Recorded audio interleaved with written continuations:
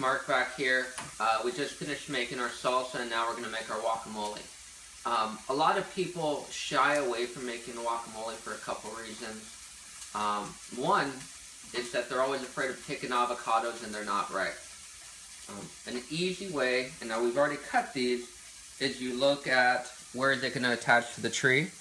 You can pull off the little knob there and look at the coloring under there. Okay? You don't want it to be black, but if it's bright green, it's going to tell you that the avocado inside isn't right. So you're looking for a faded color in there, a deeper yellow, okay, a softer color. Okay, that knob on there will pop off super easily too. Okay, so we've cut our avocados in half, and then you can see we've just taken a knife and we've just kind of put some lines in there, so that way as I bring it over here, it makes it super easy to just get all the fruit into the mixer very quickly. We use a food processor, but you can use a blender, or you can even mash them with a knife or like a potato masher by hand. The food processor or blender will make it more whipped, kind of the consistency, creamy, like the consistency of sour cream.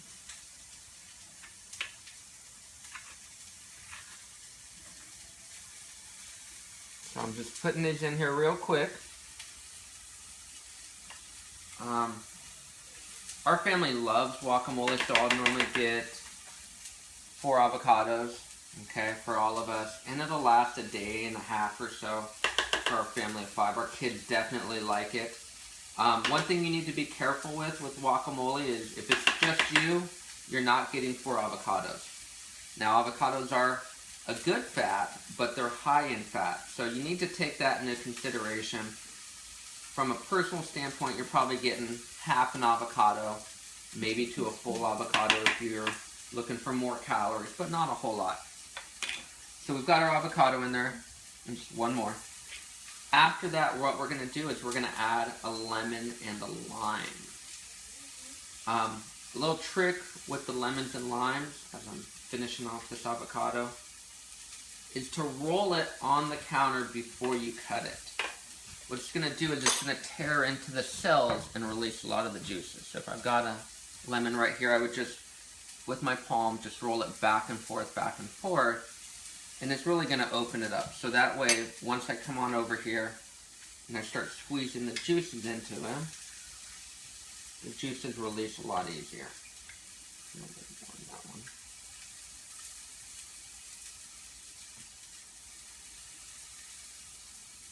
Get this in here. Tonight's tacos are going to be made a little healthier. Mark and I are going to use romaine lettuce. It's a heartier lettuce in place of a tortilla for locos.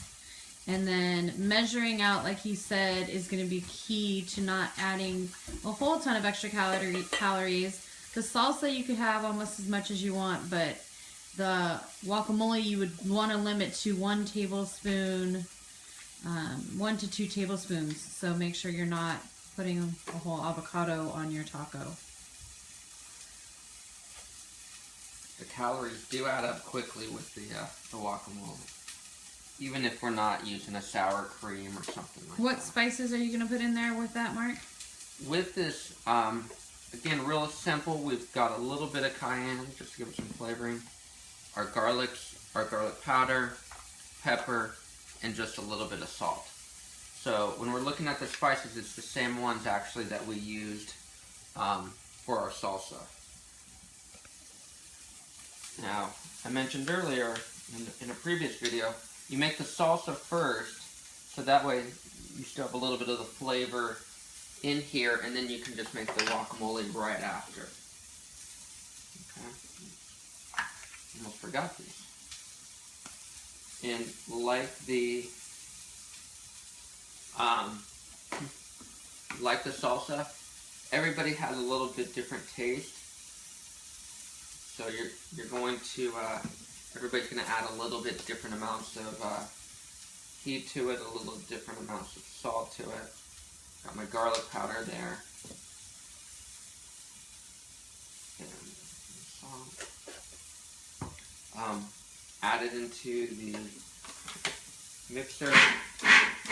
And you can see it's just working itself into that that nice consistency for guacamole.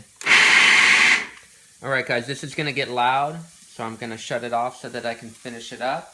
But that's all you have right there. Easy guacamole.